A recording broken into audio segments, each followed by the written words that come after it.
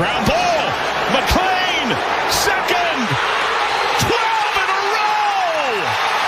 The oldest team in professional baseball has its 5th ever winning streak of a dozen straight. Our job every day is to try to kick somebody's ass. I mean, that's why we're here. That is caught. Left center. Reds win. And this ball is launched high and very deep to right, long gone. It's second of the night. Elly De La Cruz. Short lead for Pena. Larkin throws it. Do you believe this? That's going to be gone. Back to back. Walk-off home runs. How about this? He's back. He's back. He's back. And a swing and a drive.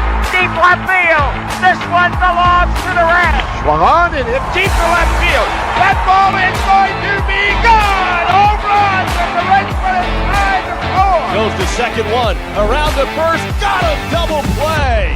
And the Reds sweep the Cubs. Breaking ball. Hit high. Hit deep. Way back there. And gone into the second deck and left. Christian Encarnacion Strand walks it off. Carter does it in his major league debut. He gets the final 3 outs, and the Reds get an extra inning win. A thriller 5-4. Swung on. Fly ball. Hit the deep right field. That ball is going to be gone. A grand slam home run by Mike Cameron. 2 outs, 2 on. Reds down by 1. Larkin down the line. This will win it. This will win it. Here comes Tucker. Here comes Steins. Larkin's won the game. Barry Larkin gets mobbed. Look at this scene. It's synergy. The stretch, the pause, and the pitch. And a line drive, base hit left center field. A single for Aaron Boone. And this one belongs to the Reds. The Reds have won 8 in a row. Kobayashi with a long look turns it loose, and Dunn hits it to deep right. It's all over.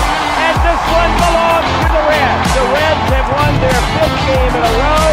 They've defeated the Cleveland Indians on an Adam Dunn 3-run home run, 4-2. In on the corners at first and third. 2 on, nobody out. Here's Royce Ring pitching, no bunt. Ground ball by the third baseman into left field. Jay Bruce rounds third. This one belongs to the Reds. That's it pretty good. Guess what? He doesn't need speed. That's gone. He's the king of the Queen City tonight. With 1 out here in the 11th inning, you sure got to go now. 1 out, pull down the left field line. That ball is going to get the winning run in. Here comes Jay Bruce rounding third, heading toward the plate. And this one belongs to the Reds. Huge situation for Votto. Why you paying the big bucks to deliver the goods with 2 outs in the 9th inning? Can he do it? In the gap, right center field, and Votto delivers the goods. Hit deep center field. Hank Hill going back at the warning track. Oh, he gets one. It's gone. Joey Votto is delivered. What's up, Reds fans? Welcome to the Chatterbox Reds live pregame show. I'm Hunter Hurst. That's Max Alfonso on the right side of your screen. And Max, Reds have won 4 in a row, above 500 for the first time in almost a calendar year. Looking for a 3rd straight series win tonight against the Mariners. How are we feeling? We're feeling good. I mean, we're chasing that elusive first victory, though. We need it bad. Yeah, need it big time. Much like Nick Martinez, we'll get into later. The Reds haven't won with him on the mound, and, well, they haven't won when we're on this show. So, we don't want you guys to hate us, and we'd like to keep our jobs. So hopefully the Reds win tonight because we really don't want to start a 3-game losing streak between us. Let's see. We'll get into a brief recap of the previous game. Last night, the Reds won 8-4 over the Seattle Mariners, came back twice from down multiple runs. Austin Hayes was your MVP in his debut, went 2 for 4 with a home run and 4 runs batted in. Gavin Lux, 4 for 4, 2 runs batted in. He was pulled for a pinch runner, I believe in the 7th or the 8th. Jake Fraley, 2 for 4 with a double. Jose Trevino was 1 for 3 and drew a walk. Bullpen was nails. Not the best night for Nick Lodolo, but still got the job done. Yeah, last night was the Austin Hayes coming out party. I think we all needed to see a game like that from an outfielder. We haven't seen that all year. And then Gavin Lux as well. He was awesome last night, 4 hits. At third tonight, we'll talk more about it, but I think it's interesting and see what happens. Definitely agree with you. And then Jake Fraley, again, he hit a ball 108 miles an hour last night. I don't know what it is, but I guess when a new outfielder shows up, Jake Fraley remembers he's got to hit the ball hard and produce. And, he had that infield hit as well that he beat Castillo to the bag. And that was, he rolled over one to first in the first inning, or I believe it was the first inning or the second, and was able – then did it again and was able to beat that one out. And it kind of showed that, maybe it hadn't been the greatest start to the season for Jake Fraley, but he's not given up on himself by any means. And the Reds need him to produce if they're going to keep Will Benson in AAA. Yeah. If Fraley just can be average against right-handed pitching, that would be better than what he's done the last, I guess, calendar year, probably. They really need him. If they're not going to play Benson, they need Fraley to just be okay. And last night, hopefully, is a good sign of things to come.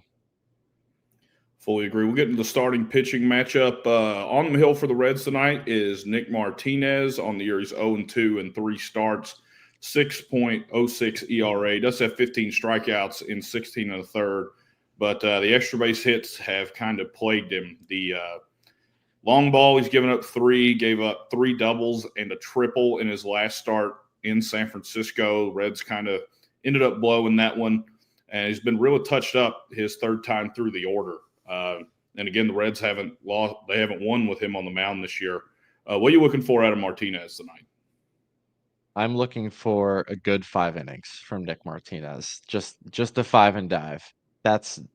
I think it's important to get him some confidence. Even if he's throwing the ball well after 5 innings, or 6, depending on how it's going, I would consider pulling him. I think he needs, just to be mentally reminded that he is a good pitcher. And the Reds have options. They're going to have options coming up in the rotation. And Martinez is a good reliever that we've seen it before. So I think if Martinez wants to stay in this rotation, he's going to need to start pitching well.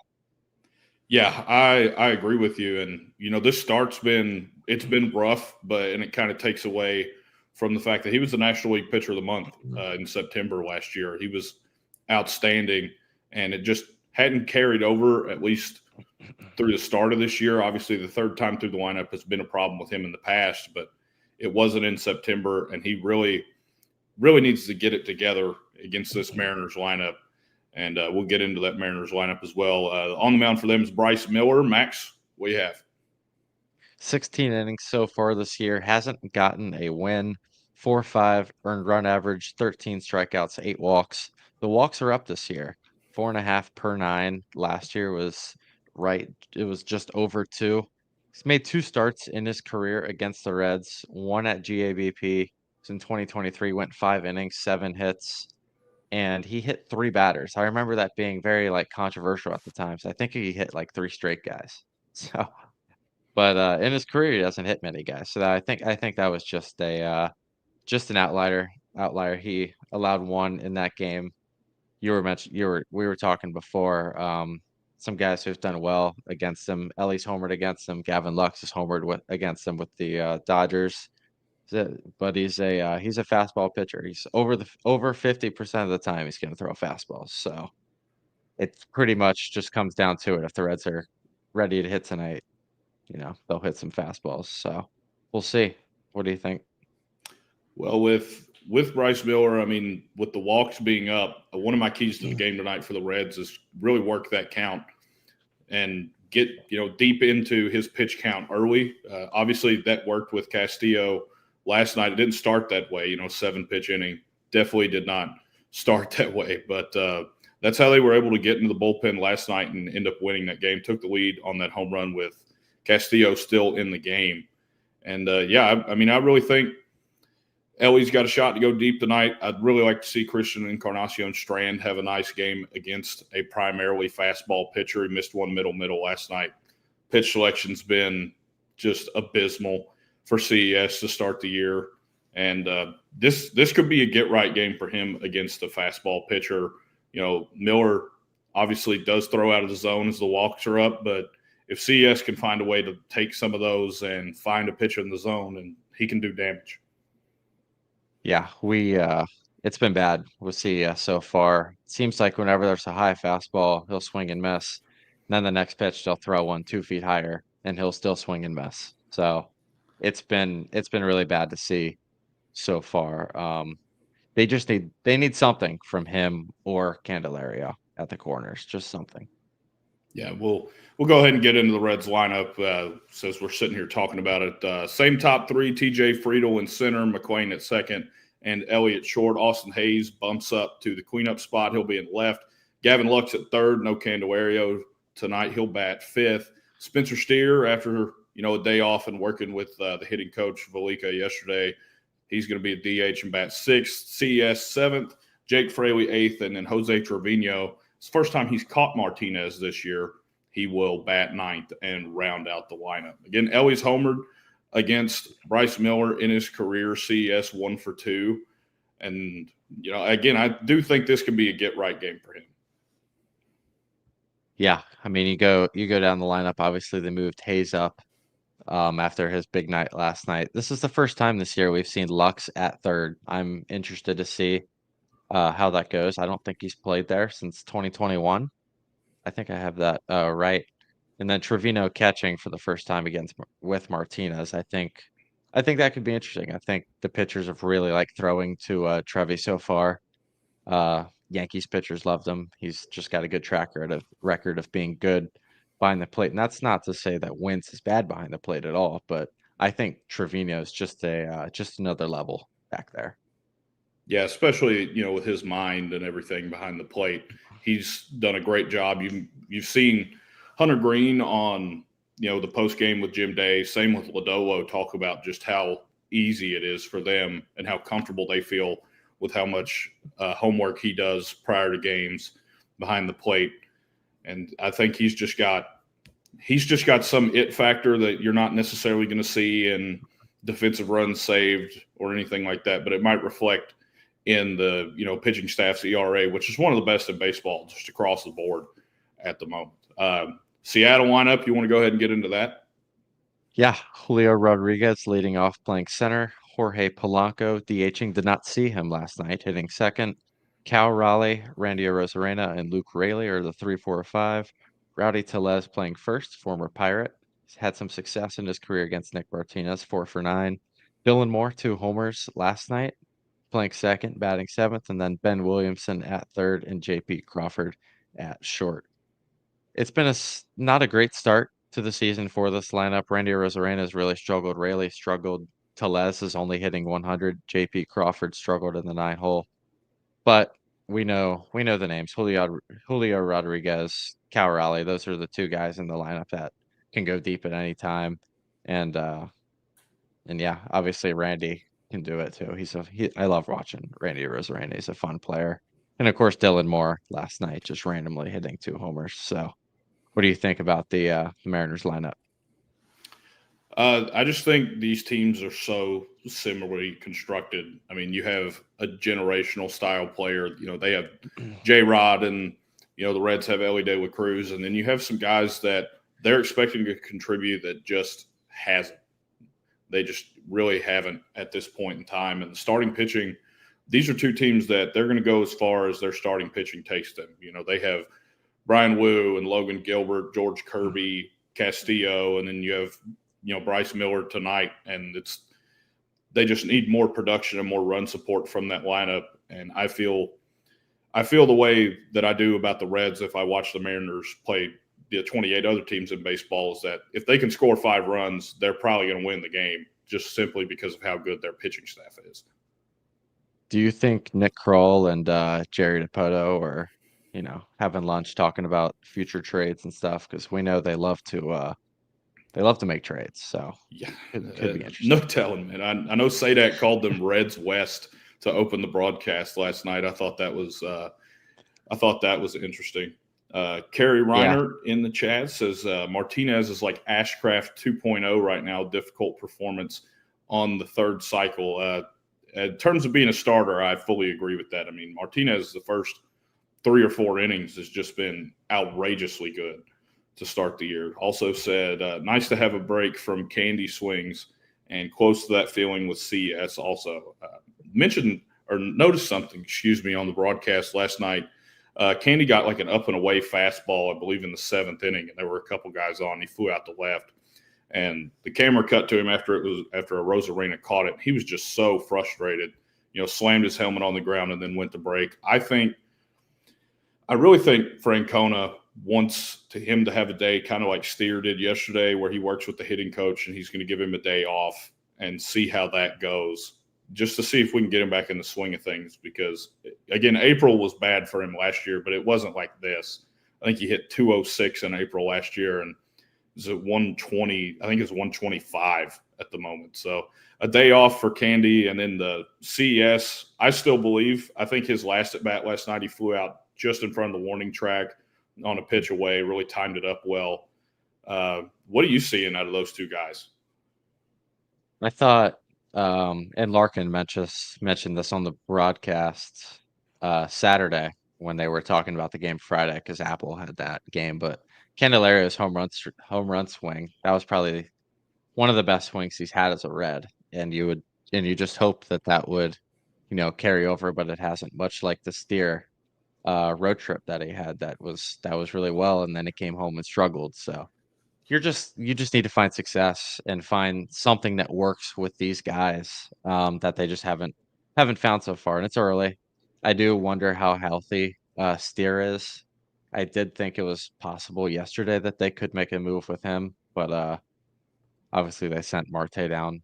But yeah, I mean, if we can get something from Candelario, that would be nice, and he wants it. I don't want fans to think he doesn't want to be good. I mean, I've been tough on Candelario. I'm not going to act like I've just been the most positive guy on him, but it's been tough to watch, and you just hope he can find something, because he wants to.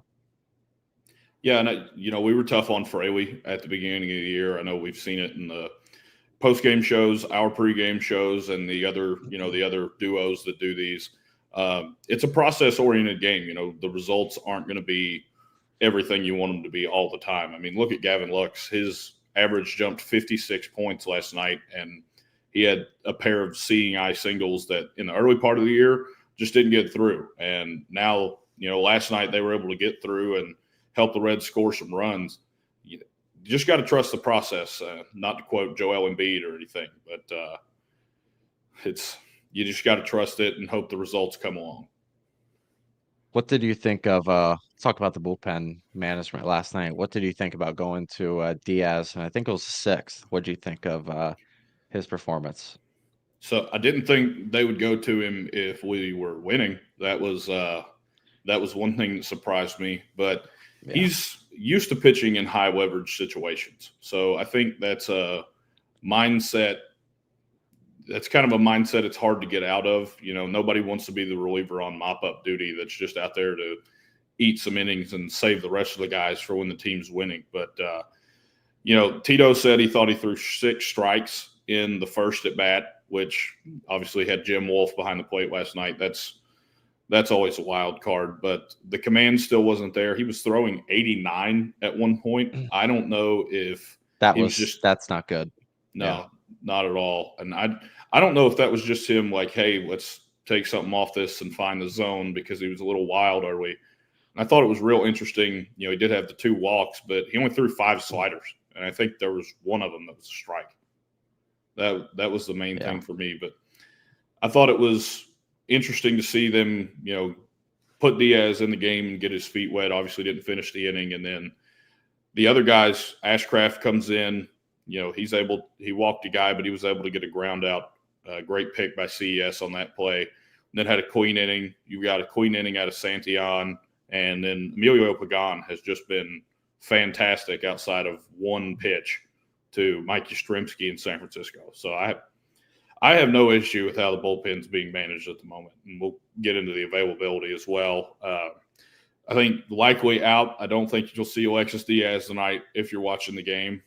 Don't think I'm going to hear Graham Ashcraft's walk-up music when I go over to the game here in about 10 minutes. But Santillan, I'm kind of intrigued. He's thrown in the last 3 games. Obviously had the off day on Monday, but he did only throw 9 last night, getting a tight spot. Wouldn't shock me to see Tito go to him. Would expect to see Taylor Rogers. Brent Suter hasn't thrown in like a week. Very confusing. But we haven't really been in a situation to use Brent Suter in a while. I did see him warm up last night, so we know he's healthy, but haven't been in a situation to use him.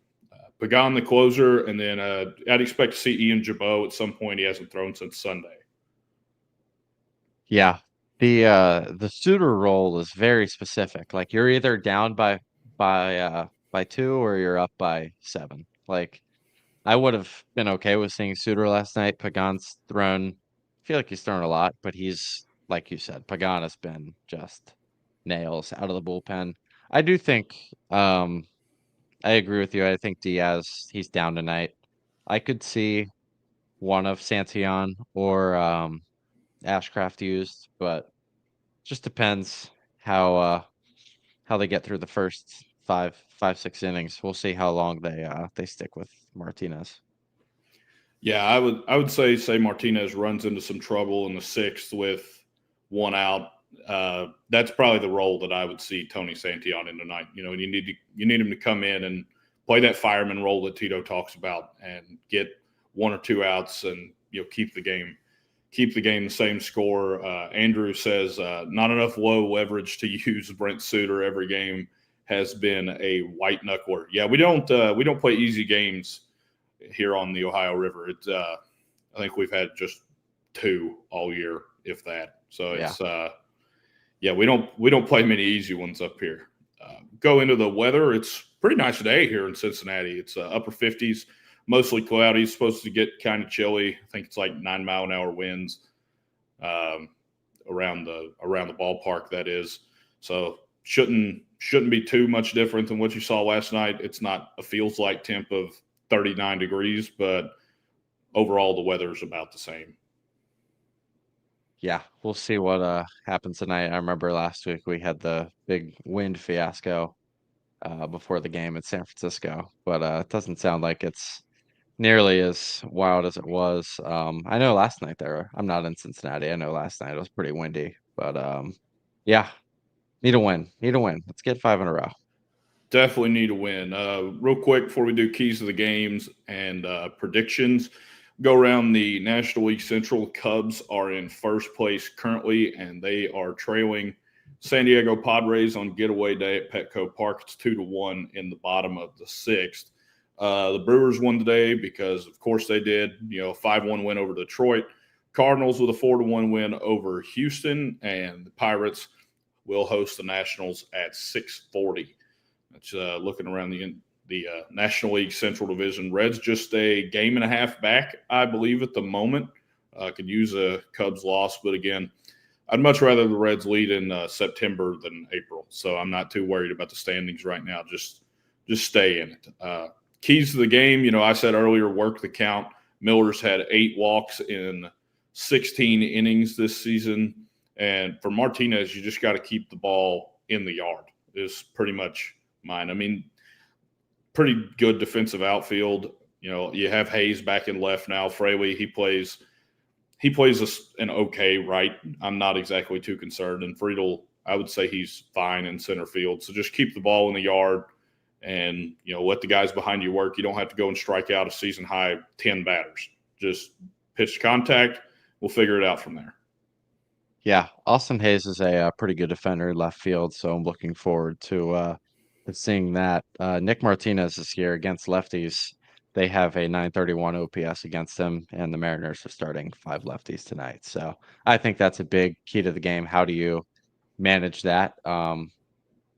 I mean, we saw him in San Francisco really struggle as the start went on, and they just kind of stuck with him. So I think we could see a quick Tito hook tonight of Martinez. But yeah, just the Reds got to be able to hit the fastball tonight because that's what Miller's going to throw. He'll mix in some breaking balls, but over 50% of the time he's throwing some variation of a fastball. So yeah, I agree with that. And just for Martinez, I wouldn't be afraid to go inside early. I wouldn't say like you can pitch him away later in the game, but let's switch it up a little bit. If you're throwing to 5 different lefties and you throw him first 2 times through the order, you're just painting the outside corner. They're going to be waiting on that, and they're not going to chase it. But if you make them aware of that inside pitch and throw something on the outside corner, then maybe you get that weak contact you're looking for, and they roll over that changeup. That's kind of my key for Martinez tonight is don't be afraid to pitch inside, and let's pitch to contact. You have any predictions for tonight? I bet Martinez gets through 6. That'll be my prediction. And a weird one. I could see Fraley going deep. In his career against the Mariners, he's done pretty well. So I could see a Jake Fraley revenge bomb tonight to the Ohio River. Max, I'll believe that one when I see it. I have no idea what the odds on that would be, but they're probably astronomical. It's probably the same as me to get an appearance out of the bullpen tonight, if I had to guess. But I predicted a Jose Trevino game a few weeks ago, and he almost homered in the first at-bat. So, you know what? I'll believe in you. I'll believe in you. Jake Fraley's going deep tonight. For me, I think here first. I think CES turns on an inside fastball for Miller. His first at bat and hits a home run into my section. That's what I'm hoping for. I probably won't catch it, but it'd be cool to see, get the adrenaline pumping a little bit. And I'll disagree. I think Martinez goes no more than 5. Those are my predictions for tonight. So we'll see who's right. I can't remember the next time we're on, but we'll figure out who was right and who was wrong at that point. And again, like the stream, want to thank you all for tuning in. Again, he's Max Alfonso. I'm Hunter Hurst. Reminder about the post-game show. We'll have Kirby and Trace on tonight. Be live in the 9th inning. And we appreciate all you guys watching. I'm going to head over to the game. Max, I assume you're just going to turn it on television. You didn't tell me if you were going or not. So we'll see you next time, guys. Go Reds.